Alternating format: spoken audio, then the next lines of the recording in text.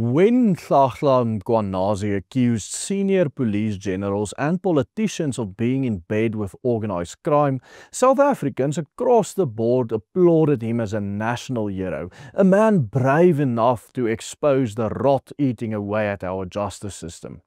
But as the dust begins to settle, disturbing cracks are starting to appear in his story. The one ANC political appointment in our police force we thought may have been a little bit better than the rest starts to look eerily similar to those he accused in his explosive speech.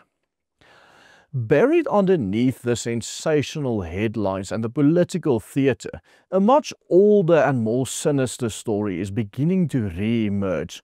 A story involving a former Hawks commander, secret task teams, and a decade-long pattern of silencing anyone who dared to speak out against police corruption at the highest levels, while Mkhwanazi was still one of the boys, while Mkhwanazi was still on the gravy train, while he was still National Police Commissioner. Stay tuned, because in today's video we are taking you on a journey that involves just more than a corruption scandal, but a battle to take control of the very institution meant to uphold the law, where several vultures fight to get their hands in the same cookie jar that is the South African Police's budget. It all began with a press conference that no one saw coming. In early July, KwaZulu-Natal Police Commissioner Tlhagla Mkhwanazi stepped up to the podium and dropped what would become one of the most explosive political bombshells in many years. He accused some of the country's most senior police officials and even cabinet ministers of being part of a criminal network that had infiltrated law enforcement at every single level.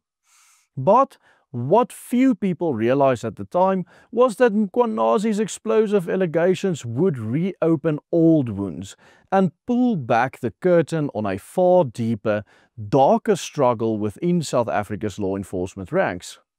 Because as this story has unfolded, one familiar name has resurfaced, that of a former head of the KwaZulu-Natal Hawks, and a man whose history not only reveals just how deep the rot inside the police runs, but also raises the unsettling possibility that Mkhwanazi himself, the man once hailed as the hero for exposing government corruption, may in fact be entangled within all of it.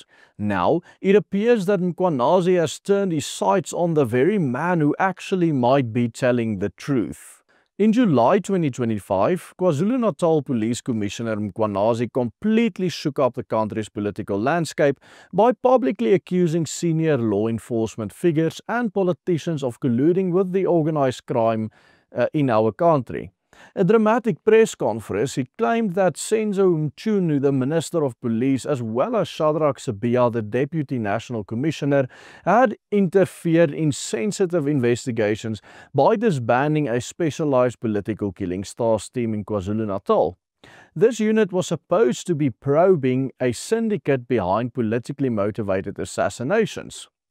Mkhwanazi claimed his investigations uncovered digital evidence through WhatsApp chats linking Minister Mchunu and business associates to a crime network that controlled the entire police, as well as the MPA, prosecutors, Metro Police, correctional services, and even the judiciary.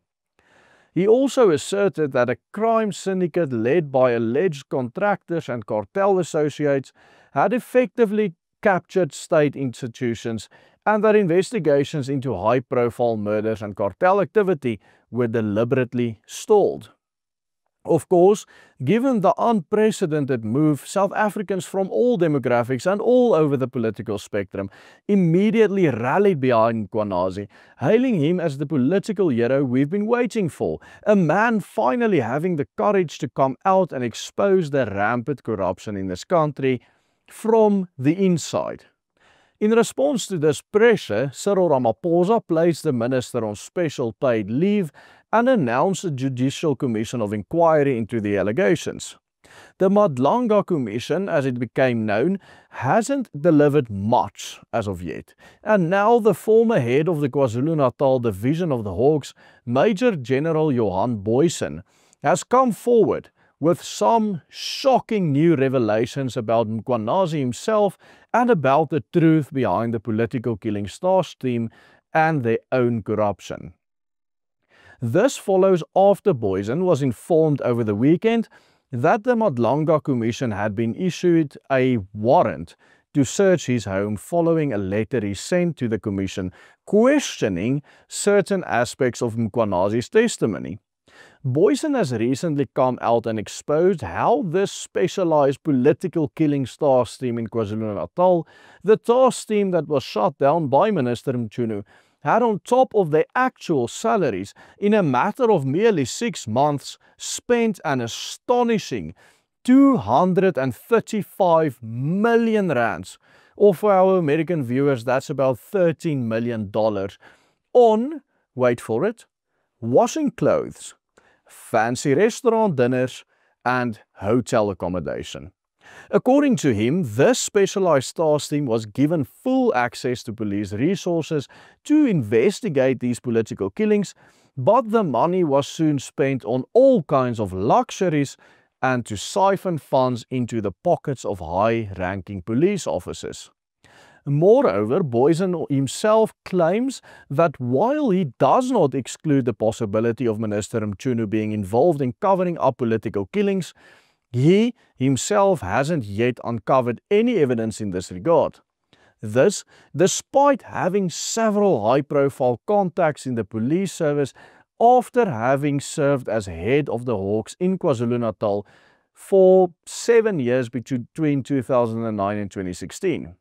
Booysen furthermore points to the fact that nearly every single special task force in South Africa's police service, including not only the one that investigated political killings in KwaZulu-Natal that is in question, but also task forces involved with addressing issues such as gang violence in the Western Cape or gender-based violence, is nothing but a complete and utter waste of taxpayers' money, as not a single one of these so-called special task teams had achieved any success as of yet. The Political Killings Task Force, the one in question, the one that set this entire thing off, despite burning through hundreds of millions on restaurant meals and luxury hotels, did not achieve a single conviction or even a single arrest of any of the criminals they were supposed to be investigating. So, where is all this money going? Now Mkhwanazi is going after Booysen. On Sunday, the former head of the Natal Hawks received no less than 4 calls informing him that the Madlanga Commission had issued a warrant to search his home. According to media reports, Mkhwanazi on Monday denied any knowledge that the warrant had been issued, but Booysen's lawyers confirmed that they are preparing to fight any warrants that may come their way. This is not the first witch hunt on Booysen either. Back in 2012, he was suspended after his unit began investigating high-profile corruption cases linked to Zandile Gumede and the so-called Cato Manor death squad allegations. At the time, Booysen's team was closing in on politically connected business people and police officers accused of running protection rackets and siphoning off state funds through municipal tenders. And guess who was the acting National Police Commissioner at the time Booysen was suspended? This was the Jacob Zuma years, remember? None other than Hlahla Mkhwanazi. The man now being wildly hailed as a national hero, was the #1 police guy under Jacob Zuma. And now he's not the #1 police guy anymore, he's not part of the club anymore, and he is doing what he is doing to set off this investigation. Yet, in the investigation he had launched into Booysen 13 years ago under Zuma, all charges were dropped, confirming it as nothing more than a witch hunt aimed at protecting corrupt elites in the Zuma administration, in the subs and government. So, why was Mkhwanazi okay with this under Jacob Zuma, But now under the Ramaphosa regime, with the Ramaphosa faction taking over, suddenly he is fighting corruption within the SAPS. This doesn't make sense at all. But this is not where the story ends. Testimony at the Zondo Commission of Inquiry later revealed that Booysen's removal had been engineered by corrupt senior officials in the South African Police Service at the behest of political elites terrified of what his investigations might uncover.